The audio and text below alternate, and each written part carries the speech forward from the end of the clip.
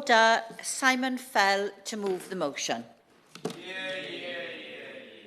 I beg to move that this House has considered alternatives to council tax and stamp duty. Thank you, Ms Harris. It's an honour to serve under your chairmanship. We've spent a lot of time together today.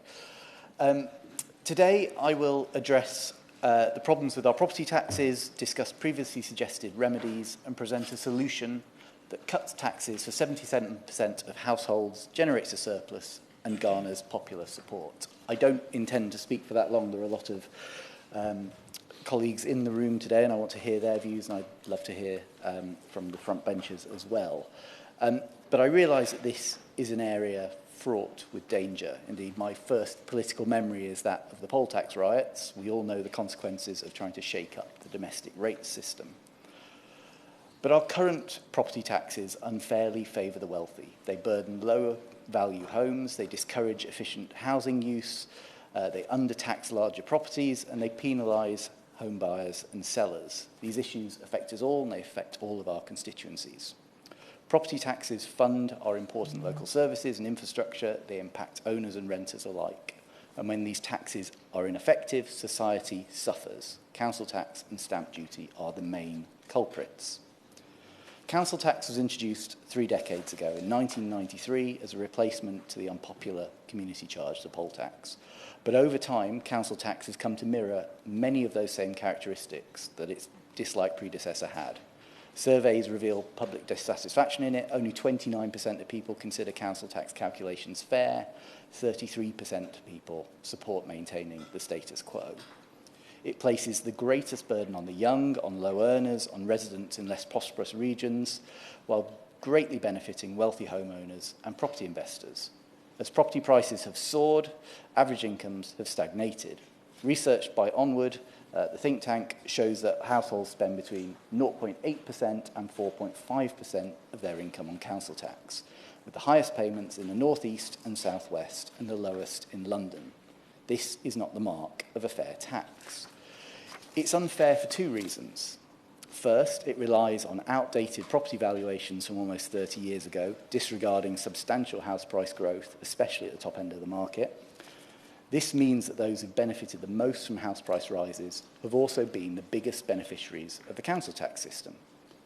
And the second point is that the band structure itself creates a disproportionate burden, as all properties within a band pay exactly the same amount. Consequently, lower-end properties in each band bear a higher proportionate tax load than the high-end ones. These flaws sever the link between council tax and property values.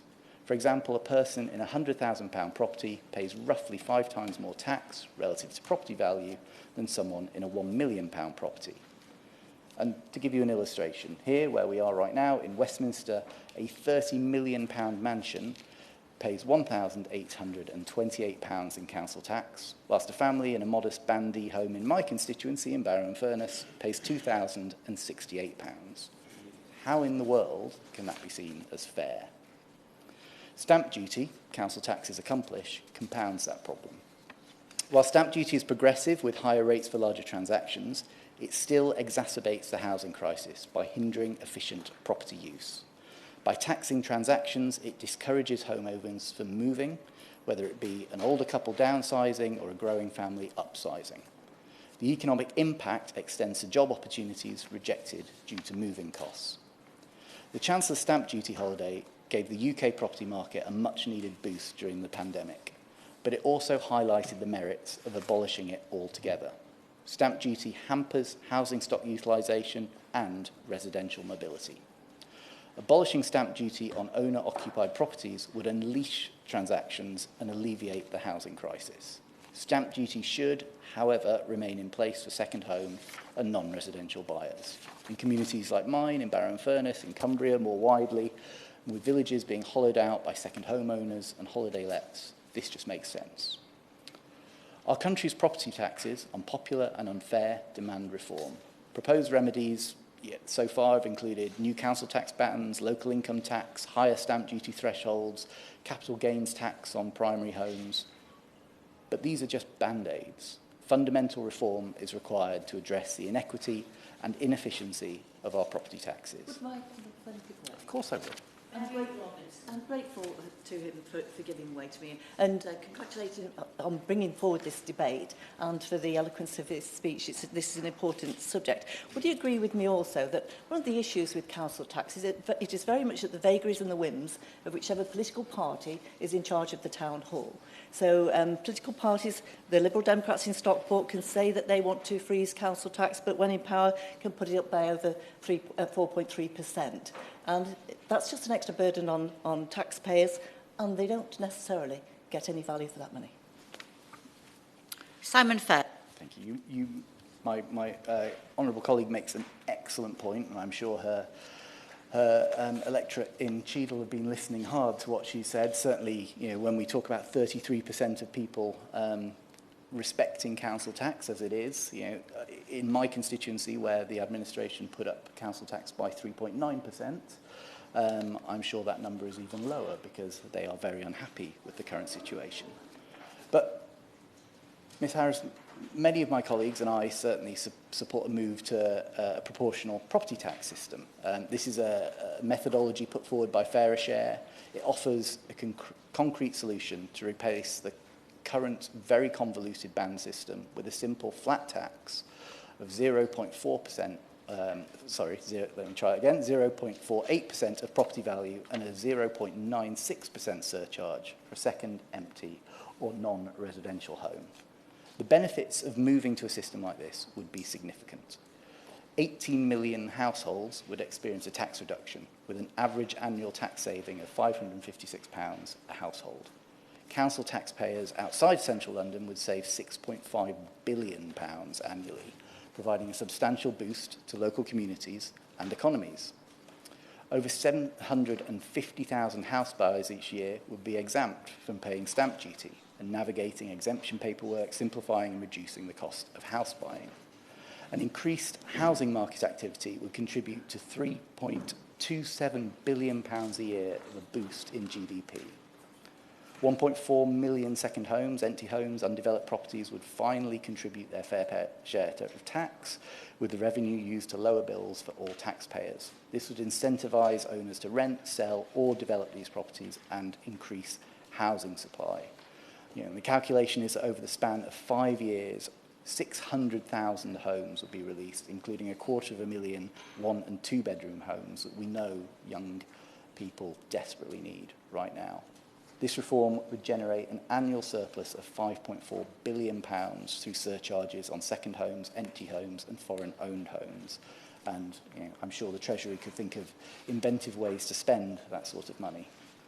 And finally, shifting the tax burden to owners, aligning with what is a broad international practice, would also ease administration for councils. But of course, it's rare and perhaps impossible to propose a wide-ranging reform where there aren't winners and losers. We are, after all, proposing to rebalance the property tax system based on the principles of fairness. However, I'd suggest there are several mitigations which could be implemented to soften the blow of any change for those who might have to pay more as a result of this charge. First, during the transition to the proportional property tax system, any rise in local property tax could be capped at £100 a month for primary residences. This transitional protection would cease upon sale, but buyers could benefit from the removal of punitive stamp duty. And second, a deferral mechanism could be put in place. So when owners are genuinely unable to pay, they're allowed to defer their tax payments with a modest interest charge. This deferral amount could be paid later on the sale of their property or home, avoiding any debt-related issues associated with council tax collection. These measures aim to alleviate the impact on individuals whilst ensuring a fair and manageable transition to the new system. There would also, of course, be impacts on local government finance. For councils that would generate less revenue for a proportional property tax compared to the current council tax, the shortfall would need to be supplemented through central government grants or funds redistributed from councils generating higher PPT revenue. This arrangement isn't new, and it's a long-standing feature of local government finance, and it could be seamlessly incorporated into the proportional property tax system with the following principles. First, the government could fully recognise how the proportional property tax affects council raising revenue capacity when formulating the funding arrangements for local government. Second, councils could be granted new powers to independently generate additional revenue. As some councils may experience a decrease in revenue-raising capacity, there's opportunities to introduce new revenue-raising powers. This might look like planning reforms, charging more for increased house construction, and again, this would be very beneficial for counties like Cumbria, Devon, Cornwall, facing into the accommodation and short-term let issues I mentioned earlier. And third, whilst it's understandable that some councils might be sceptical about the transition to proportional property taxes if they face a severe revenue-raising capacity issue as a result, it's important to note that those areas are going to be seeing the most benefit to their residents and a decrease in property tax bills.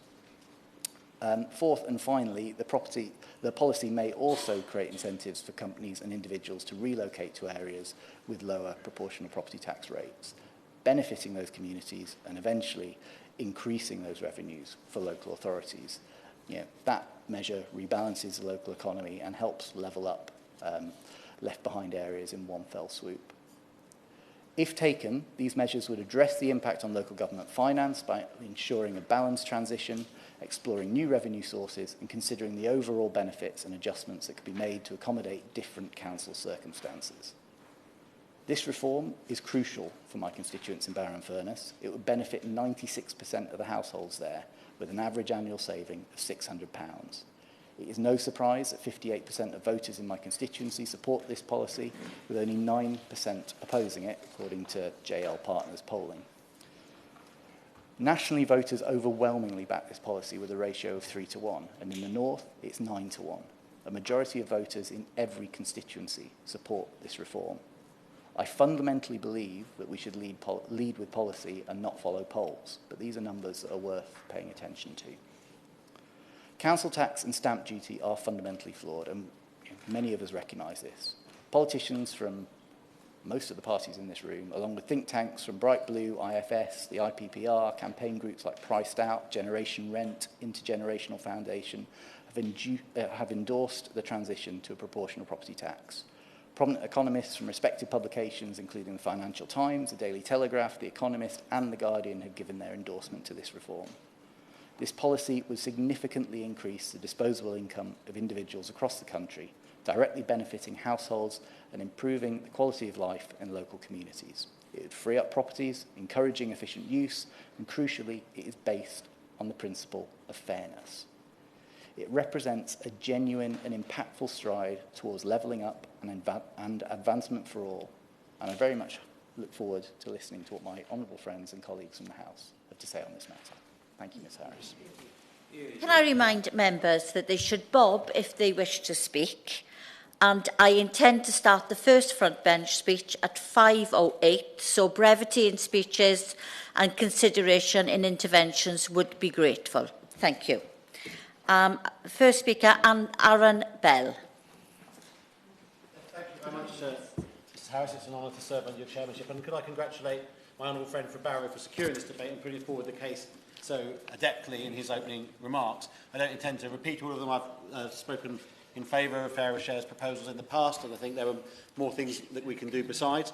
I also note the Housing Community Local Government report from July 2021, which I think my honourable friend from Cheadle was on that committee at the time, and they too suggested to the government that we needed to look at this area. Also welcome all the refugees from the Finance No. 2 Bill Committee who are here today. It's a pleasure to support the government on that, but what we're doing today is trying to steer the government in future as to ways that they can possibly improve some aspects of our tax system, and I'm sure the Minister will be taking notes. And I'd also like to pay tribute to Fairer Share and Andrew Dixon, the people behind Fairer Share, for the work they've done, not only in devising the policy and then the straightforward numbers at the top of it, but they've also thought incredibly hard about the implementation challenges that would come with a policy like this. They've addressed the issue of valuation, which my honourable friend referred to in his opening remarks. They've thought about how to phase it in, they've thought about how to manage the revenue flows, and they've thought about how to manage the impact on councils. This is all work that has perhaps been done already in advance of a Treasury considering this in the future, and I'm sure that if the Treasury were to look at this, they would look very favourably at the various reports that have been commissioned by Fairer Share in the past as to ways in which this policy can not only be brought in but implemented in a practical way. Just to quote a few figures referencing my own constituency of Newcastle-under-Lyme, under the proposals, the average household in Newcastle-under-Lyme would gain about £600 per year, and 97% of my constituents would be better off under this regime. And we know that council tax hits constituencies like mine, like those of many honourable members here today, harder, partly because it relies on that 1991 valuation, and we know that there's been a real disproportionate property boom. Prices have risen everywhere, but they've risen much more disproportionately in the south of the country. And therefore, people in constituencies like mine and my honourable friend are paying a far greater proportion of their property's value in their annual council tax. I also, I don't want to go through all the details because I'm mindful of your strictures on brevity, Mrs. Harris, but I do think that moving the burden of council tax to the owner of the property rather than renters is a sensible step, not only to take a little bit off renters' plate, but also to make life easier for council's collection departments, because the house is sold far less frequently than the lease changes, and it is a difficult job for council collection units to keep up with those changes and make sure that people don't fall behind with their council tax when they do move into a property, because we all know that we've all got constituents who have fallen behind with their council tax, and it can be very difficult for them to recover. I do think this policy would also really complement the government's levelling up agenda. Newcastle-under-Lyme has been very fortunate. I've had over £35 million through the Towns Fund, through the Future High Streets Fund to level up. And I also always say that levelling up is not just about some nice new buildings and some new transport links and so on. It's also about jobs and skills. But I think we have to get the tax part right for levelling up too. And getting a policy like this would mean levelling up across the country for anyone who is in those poorer, lower middle income households. A £556 annual tax cut for 19 million people in those households. It's a way we can dovetail what the Treasury does with what we've seen from the Housing and Local Communities Department in terms of the direct support that we've given to communities like mine. This would be direct support to families living in those communities and families living in lower priced houses throughout the country. So it would genuinely be levelling up across the country. And finally, just a quick word on stamp duty, which my honourable friend didn't cover quite as much in his piece. We hear a lot about the housing crisis, and we hear a lot about the need to build more houses to deliver that. But in my view, downsizing is absolutely key to solving our housing crisis in this country, because people do live in houses, obviously, but in a real sense, people live in bedrooms because someone needs a bedroom to sleep in. And we have an appalling allocation of bedrooms in this country, that there are many people, retired couples, quite understandably, still living in the house that they brought their children up in, which might be a 4-bed house, and they're only using one of those bedrooms. There are so many unoccupied bedrooms in the private sector. And this reform to stamp duty would address both the impediment of stamp duty itself being a reason people don't want to move home because it is expensive, particularly if you're doing it in the southeast to move, even if you are downsizing. But it also provides a strong incentive for people to downsize to a lower value home. So for all these reasons, I do hope the Treasury is listening to the proposal my honourable friend made forward, and I'm fully in support of the motion. Unfortunately, I will have to impose a 3-minute time limit. And our next speaker, Tim Farron. To serve under your guidance this afternoon. Massive thanks to my honourable neighbour and friend for bringing this really important issue to the House. It's really important, I think, that all parties, as they put their manifestos together for the next election, think about this matter very seriously. And the proposal for a proportional property tax, and I'd also want to pay tribute to Andrew Dixon and his team, is one which is worthy of very serious consideration. Council tax, which was basically a back of a fag packet alternative to poll tax, dreamt up in a very, very quick period of time in the early 90s, is a bad attempt at a wealth tax, but it fails miserably. It is regressive. You can be living in a £20 million mansion in Westminster and be paying less in council tax than someone living in a social rented home in Kendal, Windermere, Grasmere, Appleby or Kirkby Stephen. The most you could be paying as a very, very, very, very wealthy person is 3 times more what the least wealthy person is paying in council tax. It is a solution needed, and this proportional property tax provides the potential solution to move away from a council tax which pushes people into poverty, makes them pay bills they cannot afford, and adds to the cost of living crisis in my communities and others. It also exacerbates the problem of the housing market not being a normal market. It distorts the market. In an area like mine, where we've got 6,000 people in my current constituency on the council house waiting list and 7,000 minimum second homes, you begin to see that problem. Council tax, even when we've been able to double it, and I'm proud that Westminster and Furness have taken up the government's new permission to double council tax on second homes is still a minor blip for somebody who can afford a £750,000 extra home in the Lake District. This new tax would allow us to be able to use sliding scales and surcharges to make sure people paid a fair amount for their council tax, or rather their new tax for the property that they have, a wealth tax that would take account of their ability to pay, and would therefore allow the massive majority of my constituents and everybody else's to pay a more reasonable amount of money. In my community, we have, on average, house prices that are about 12 times average incomes. And so the average person is completely snookered when it comes to getting into the market, and the distortion that council tax brings about by encouraging people to live in homes that they don't pay a fair value for, whilst the massive majority pay far too much, is something this would allow us to do something about. I also want to just briefly touch upon, I agree with the points made about encouraging downsizing, which is a really important way of at least alleviating the housing crisis. But because the proportional property tax will be payable upon undeveloped land with planning permission, it would therefore bring into use potentially more predominantly brownfield sites so that we actually got homes built. We want to be able to tilt the scales against second homes and for first homes in communities like mine. And if levelling up is to mean anything, then we surely want to shift towards a system which gives an incentive against multiple home ownership and properties and investment, and instead have a tax system which incentivises people to have homes as homes. Jill Mortimer.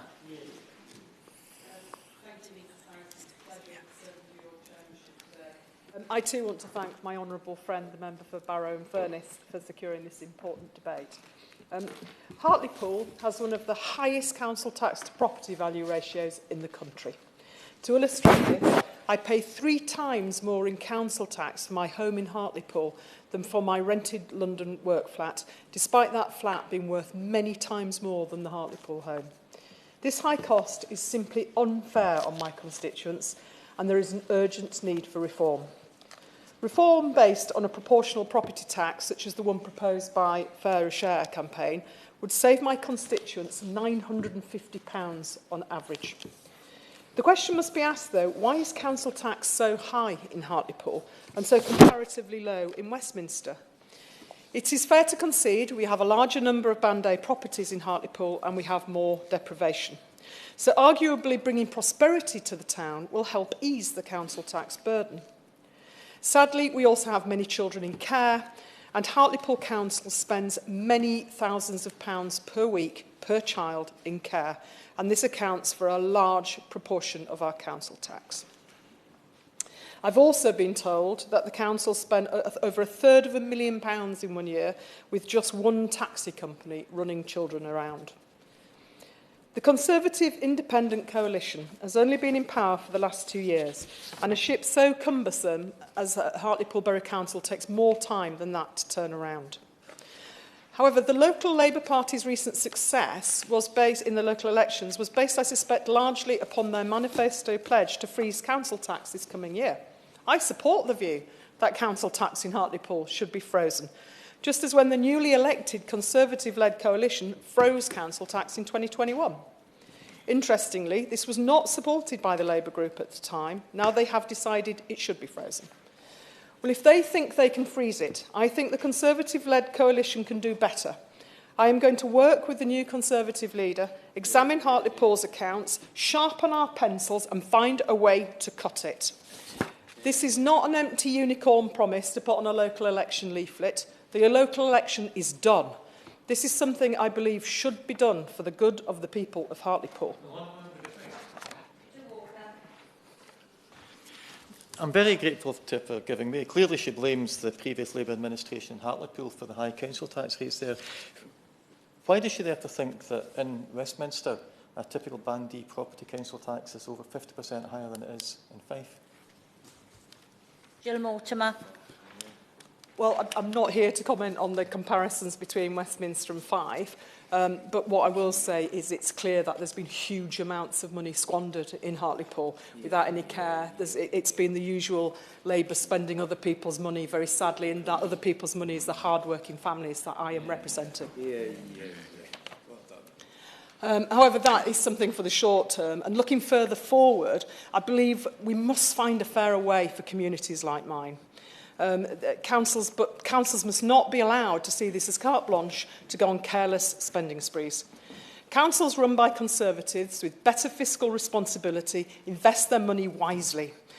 They do not fritter it away on vanity projects, and they keep a rein on their public spending and invest to have other income streams besides just asking for more handouts from their council taxpayers and the government. We've seen this in Hartlepool in the 2 short years of the Conservative-led coalition, who have worked with me to secure investment in the town and provide more jobs. I've lost my next page. Okay. For example, the Northern Studios and the Production Village, led by the internationally acclaimed Northern School of Art. A proportional property tax would enable us to continue to deliver good services and invest in prosperity-generating projects whilst lowering the financial burden on the local community. Mary Foy. Chair, and may I thank the honourable gentleman from Barrow-in-Furness for securing today's important debate. And it's good to see that this is a cross-party consensus on this issue, and I hope the Minister will note that this isn't a party political issue. I'd also like to pay tribute to my honourable friend, the member for Easington, for his work highlighting the problems with council tax. Chair, we all know that council tax is flawed. Our constituents know it, we know it, and the government knows it too. And the reality with council tax is that it's making councils overly reliant on locally raised revenue streams in order to offset Whitehall cuts. And what makes the situation even worse is just how regressive council tax is. It baffled me as a local councillor, as it still does, that council tax is based on property valuations made in 1991, over 30 years ago. It was supposed to be revised periodically, but that's never happened in England. Housing inflation has since made those valuations nonsensical. Crucially, it means that the richest households living in the most expensive houses aren't paying their fair share. Billionaires in London will be paying the same tax as someone occupying a modest property. Council tax has become like the community charge, the poll tax that it was supposed to replace. Now, I appreciate that the Minister can't announce a policy here, even if he wanted to, but can he give us a sense of what's happening in the department? Last November, at the Levelling Up Housing and Communities Committee, the Secretary of State said the department was looking into local government finance. Where has that got to? When are we likely to hear from the Secretary of State, and will we see a green paper? And more broadly, can the Minister share his thoughts on re-evaluating property prices? As I said, the current valuations are almost 30 years old. I would appreciate an answer from the Minister on these points. And finally, Chair, the cost of living crisis is affecting all of our constituents. It's leaving people with extremely difficult choices to make. In many cases, that's between heating or eating. And those are the families who desperately need our vital public services. Replacing council tax with something progressive, as well as adequate funding from Whitehall, would ease their burden and strengthen our public services locally. We need to do this as a matter of urgency. Peter Gibson, but unfortunately we're down to 2 minutes. Thank you, Mrs Harris. It's a pleasure to serve under your chairmanship, and I congratulate the honourable member for bringing today's debate. The council tax system is fundamentally flawed, and as we've heard from my honourable friend from Durham, these property values from 1991 in many cases are entirely hypothetical, leading to individuals paying a higher share of their property value and an ever-increasing higher share of their income. The analysis done by Fairer Share computes that almost 99% of my 50,000 homes in Darlington would benefit from a reduction of approximately £750 a year in their local council tax. That's a significant saving to every home in my constituency, and we cannot ignore the potential savings for that community. Now, Mrs Harris, declaring an interest and drawing the House's attention to my register of interests, as a high street solicitor prior to being elected to this place, I saw on a daily basis the adverse effects on the housing market of stamp duty, putting a barrier in the way of home ownership and home moves and causing a bunching of pricing at tax level changes and basically using the legal profession as an unpaid tax collector. Reform to local council revenue and housing market taxes are overdue for reform. In conclusion, Mrs Harris, some 30 years since its introduction, we must look at alternatives to council tax. There is a potential to make the system significantly fairer for some of our poorest communities across the country, and we should not dismiss the idea of a proportional property tax too quickly.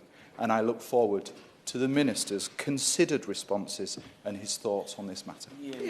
Richard Burton. Thank you, Mrs Harris. I want to congratulate the Honourable Member for Barrow-in-Furness for securing this important debate on alternatives to council tax and stamp duty, because, of course, the government does need to look at more progressive alternatives to council tax, which, as been described, is very regressive. I want to draw this debate's attention to work being done by the Fairness Foundation, who have important research out later this week on this very issue. They make the point that low-income households spent 2 to 4 times more as a percentage of their income on council tax than richer households. They also make clear in this research, which is out this week from the Fairness Foundation, that people want the government to do more to tax the richest in society, because council tax is deeply regressive, so the government must lay out alternatives to that. 68% of people think the government should be doing more to tax high net worth individuals, those with £10 million or more, while 79% of people worry that the wealthy don't contribute their fair share. And so it'll be no surprise to this debate that I encourage the government and the Minister to consider real wealth taxes on the very richest. I also want to draw this debate's attention to a campaign being run by the community union Acorn, who are arguing that when the Levelling Up and Regeneration Bill becomes law, councils should decide to implement 100% council tax premium on second homes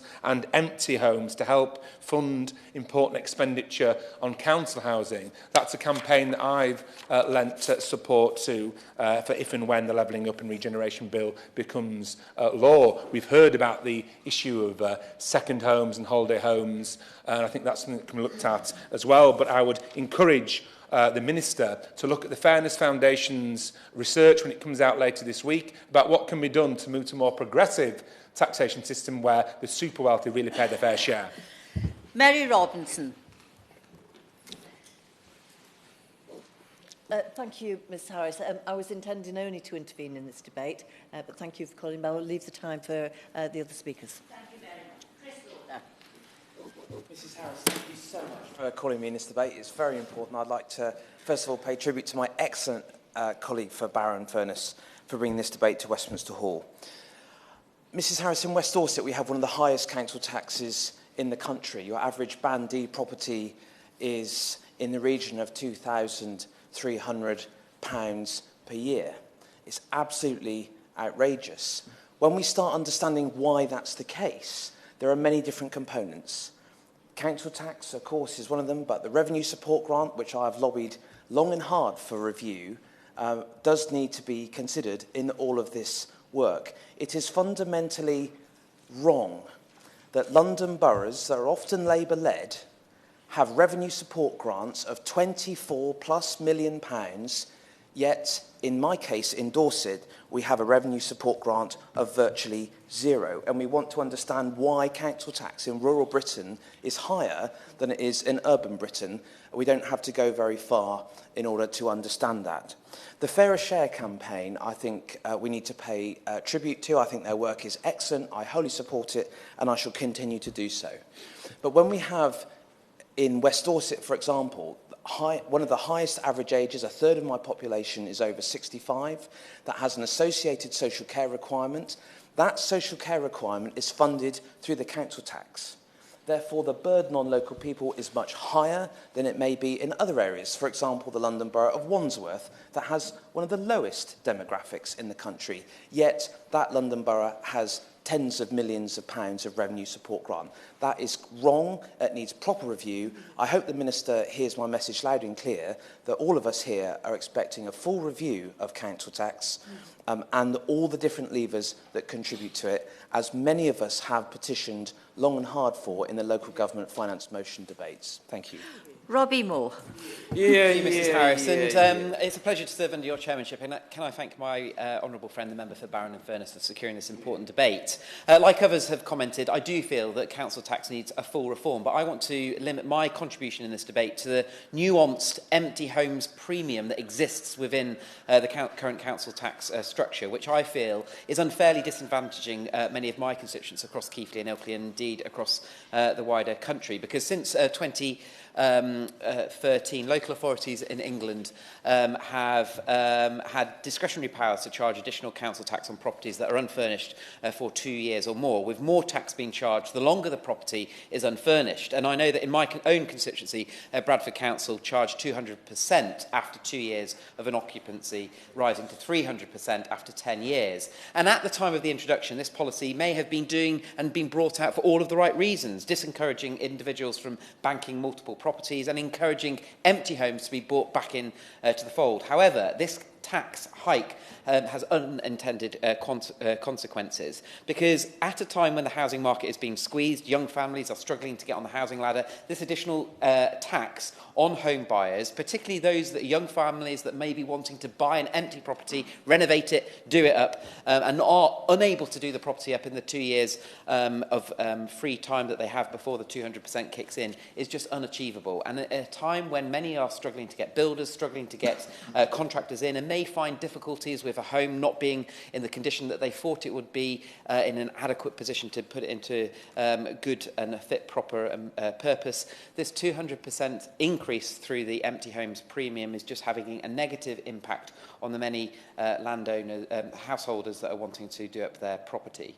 Now, I do know that this has also had an impact when individuals are wanting to sell a property and they can't sell the property within the period of time with that home being vacant. So I know that the Treasury have indicated that this is something that they're likely to review, and I know that the Levelling Up white paper is also looking at reviewing this. And my plea to the Minister would be to look at the negative consequences of the empty homes premium when carrying out further reform. Thank you. Kirsty Blackman. Thank you for your diligence in chairing this meeting this afternoon. It's been a busy debate, so it's not been the easiest of jobs. Congratulations to the member for Barrow-in-Furness for bringing forward this debate. It is important that we discuss and think about the future of tax policy, and too often in the chamber there's only 7 of us standing there when tax policy is being discussed, so it's nice to see such a full room talking and thinking about the future of tax. I want to talk about a number of things. Obviously the situation is similar but different in Scotland, given that we have council tax, we have stamp duty, but it's now called LBTT and it's structured slightly differently. And so in terms of LBTT, which is Land and Buildings Transaction Tax, we brought that in 2015. It's been in place since then. The charge that you pay in Scotland is more proportionate to the actual property price than the stamp duty is here. It is a slightly different system. That means that 40% of people who are buying houses separate from the additional dwelling supplement, 40% of those who are buying properties do not pay any LBTT. And we also have a situation where if a property is under 175 grand, which the majority of first-time buyers are buying a property under that level, they don't pay Land and Buildings Transaction Tax at all. Yeah. I'm grateful to her for giving way. Just on this point about stamp duty tax and similar taxes, I wonder if she would agree with me that there's an opportunity to graduate those taxes to reflect the energy performance of a building, so that we might encourage people to retrofit the buildings that we have and use this tax regime in a way that would meet some of our carbon targets. I had not considered that before. I think it's very novel. I think it's a very good idea, and it's definitely something that should be considered. In terms of what we are doing in Scotland, we are looking at council tax reform in Scotland. We agree that the system is not currently as fair as it could be. The Scottish Greens, along with the SNP and the Convention of Scottish Local Authorities, are planning both short-term reforms and looking at how to approach long-term reforms to council tax. Obviously, we also do have a more proportionate system in Scotland in terms of council tax. The member behind me was talking about the the amount that the highest payers pay compared to the lowest payers, and it's different in Scotland. It's higher for those at the top. And just lastly, in relation to council tax, it is significantly less in Scotland for council tax, as my colleague mentioned. Our properties are looking at £600 less for a Band D property on average across Scotland compared to here.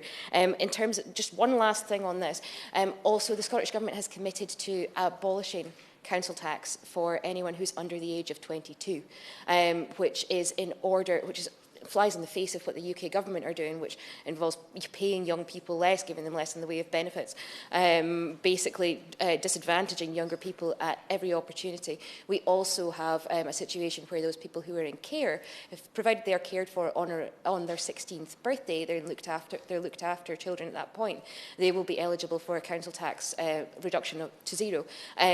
Until their 26th birthday, because we recognise the hardship that young carers feel in many areas of life, and we've put that in place. So things are slightly different in Scotland. We still don't have as fair a system as we would like. We're still looking to reform it, but we're committed to making those changes. James Murray. Thank you very much, Ms Harris, and it's a pleasure to speak in the debate with you as Chair. I'd like to begin also by thanking the Honourable Member for Barrow-in-Furness for securing this debate, and particularly thank my honourable friends, the members for Leeds East and City of Durham, for their contributions in this debate too. I'm sure, Madam Chair, we'll hear from the Minister shortly about whether the Government has any plans to introduce a new system of property taxation. But clearly, if the Government were to agree to develop and implement a new system of property taxation, that would take some time.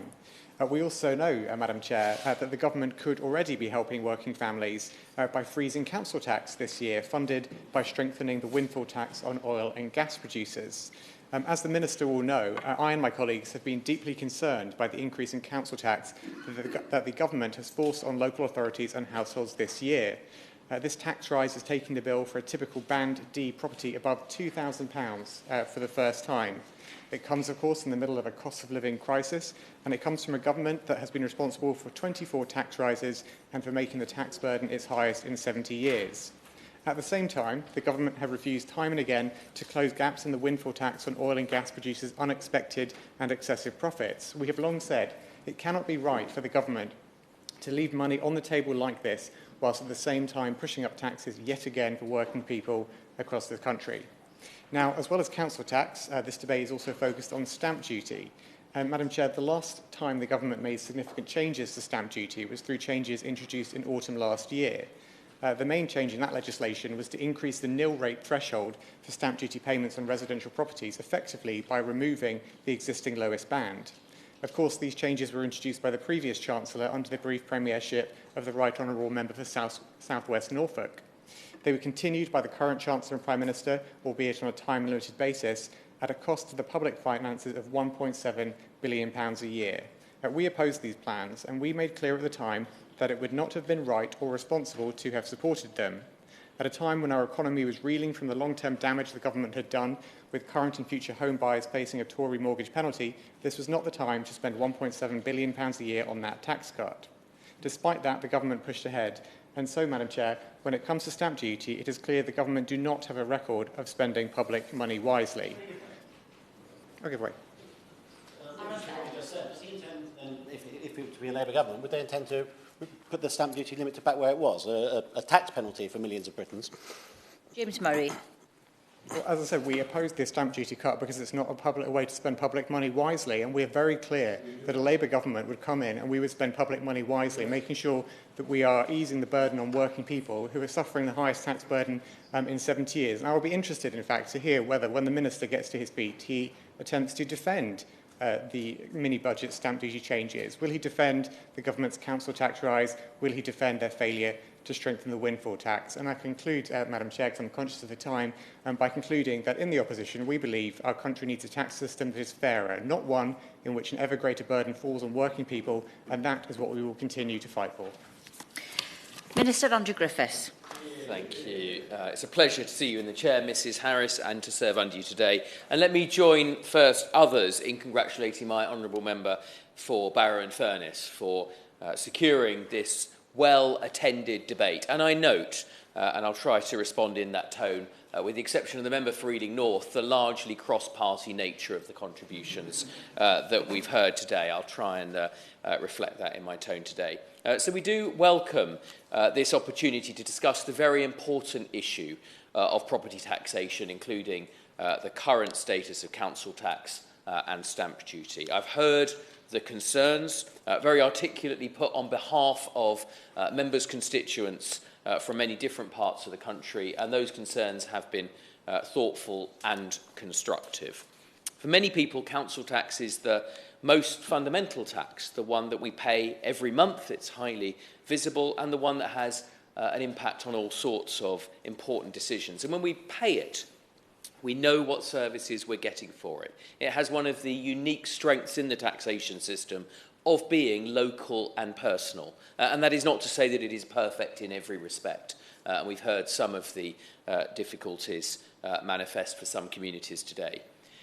Very importantly, Madam Chairman, it's set, collected and retained by, and I've just asked colleagues to think about this as we think about potential reforms, democratically elected local authorities. It ensures that households contribute to the cost of local services, whether that be fire and rescue, refuse collection, often transport, libraries, and, Madam Chairman, something of particular passion to my constituents in Arundel and South Downs, to potholes. It's a well-understood tax and has a high rate of collection and a stable base. It doesn't, for example, go up and down with property prices, as some potential alternatives may. And it gives, therefore, local authorities a strong degree of certainty in their own financial planning. It raises on aggregate about £36 billion for local councils in England. That's about 57%, so very importantly, a majority of their core spending power. It's the largest single source of revenue for local authority. And to ensure fairness, it's mitigated, and we heard a little bit about this, by a range of reliefs. Support for those on low incomes, a reduction for those with a disability, and an exemption entirely for students. Stamp duty is an efficient tax to administer and collect, and it's raising really substantial sums, £14 billion that the government uses to pay for essential services, the NHS, schools and police. So these are not easy issues, and for all of us thinking about the best way forward, how to chart a course for reform, it does pose some questions that are worthy of thinking. I note that notwithstanding the advocacy of the proposal from many honourable and right honourable members here today, neither the opposition front bench spokesman nor the distinguished member for Westmoreland and Lonsdale actually went to the point of committing to make this change. So I would just contend there's a little more work to do. Perhaps the honourable member would, although he doesn't represent England, would like to make that commitment. At least we agree that we're no longer a United Kingdom, so I'm pleased to agree with the Minister on that. Given the increasing complexity and scale of services that local government in Scotland and England is having to provide, does the Minister see any benefit in giving councils the power to raise taxes based on anything other than simply property values? Is it time to broaden the base so that councils can raise their own income tax, their own VAT, their own sales tax, their own tourist taxes? Or is the government obsessed with the idea that the core tax will always be based on an imaginary property value? Mr Griffiths. Yeah.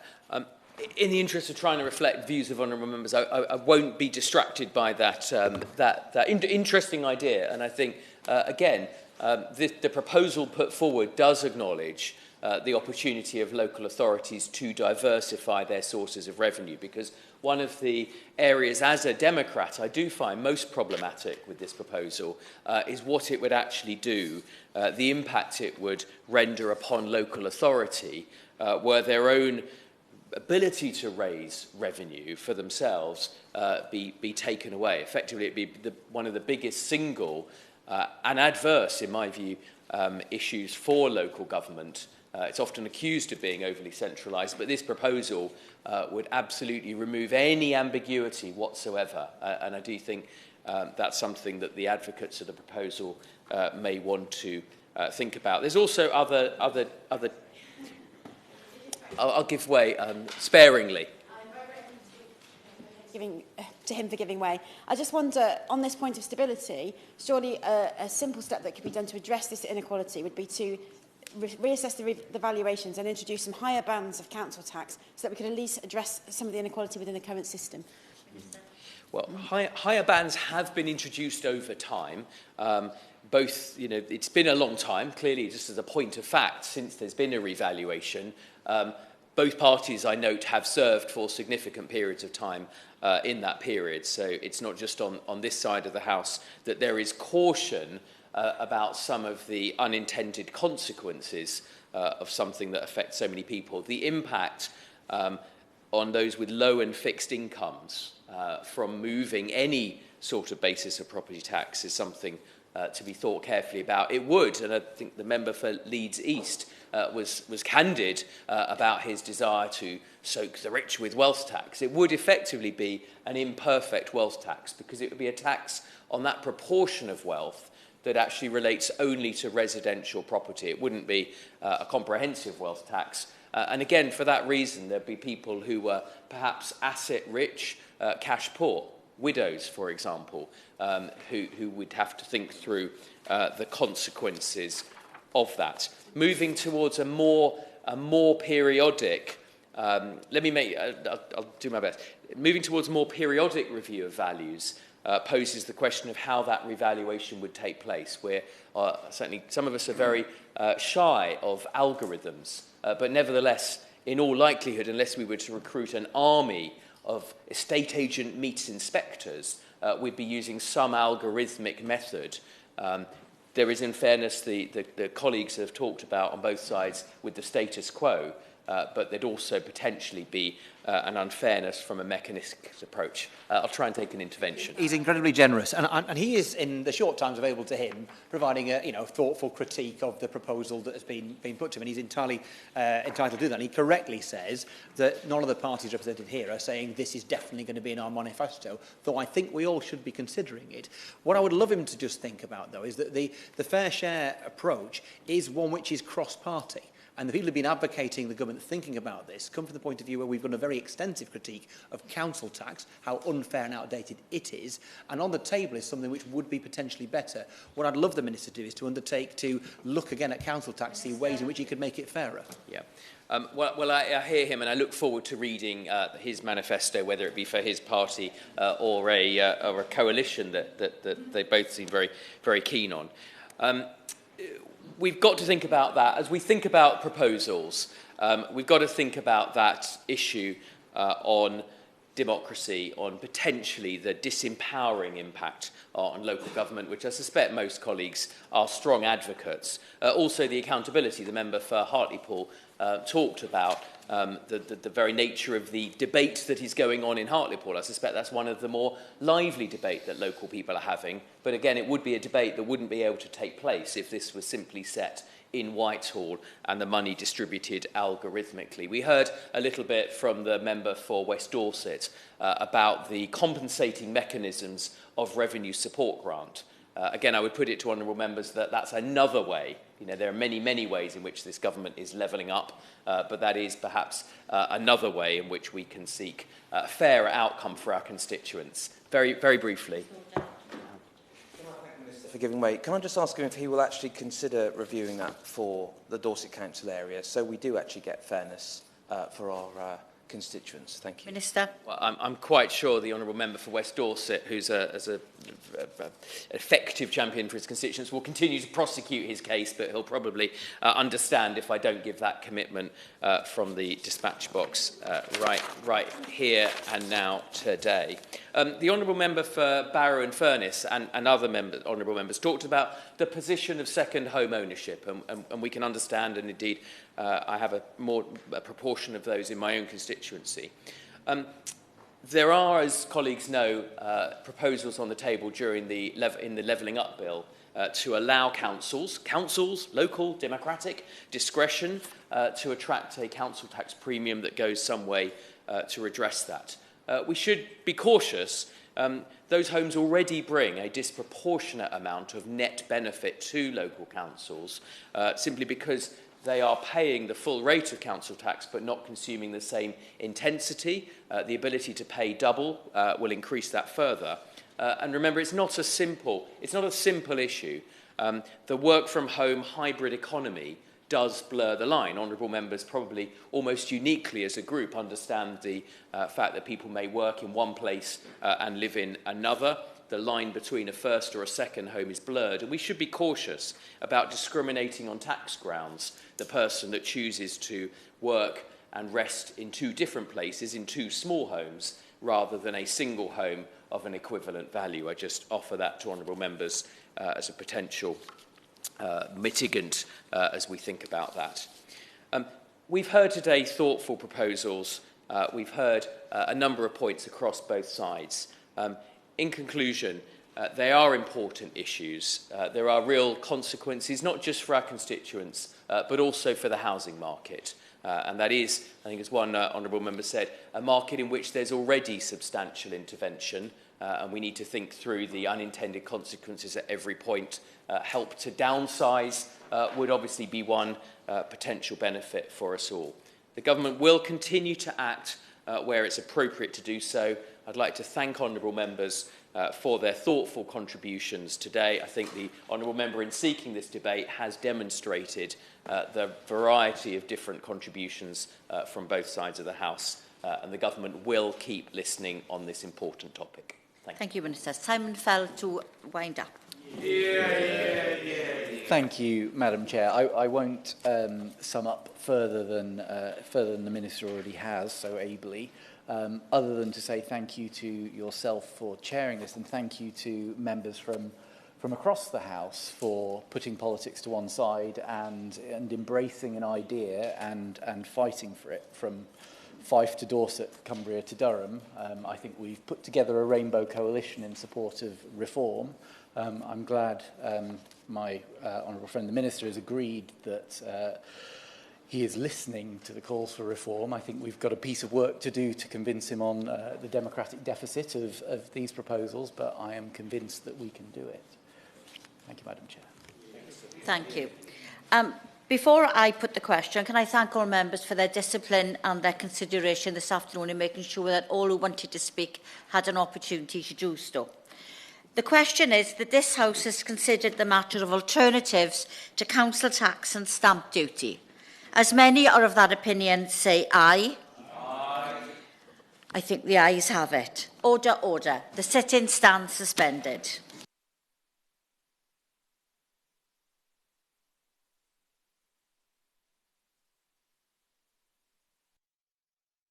The proceeding has ended.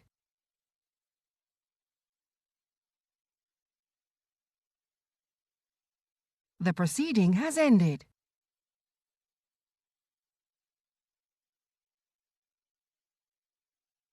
The proceeding has ended.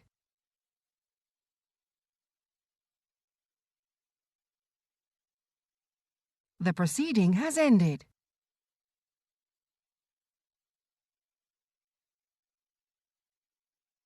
The proceeding has ended.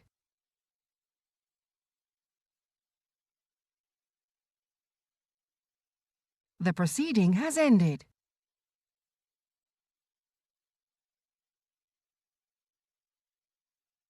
The proceeding has ended.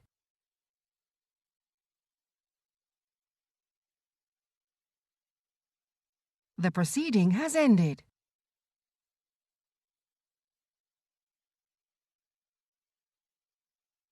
The proceeding has ended.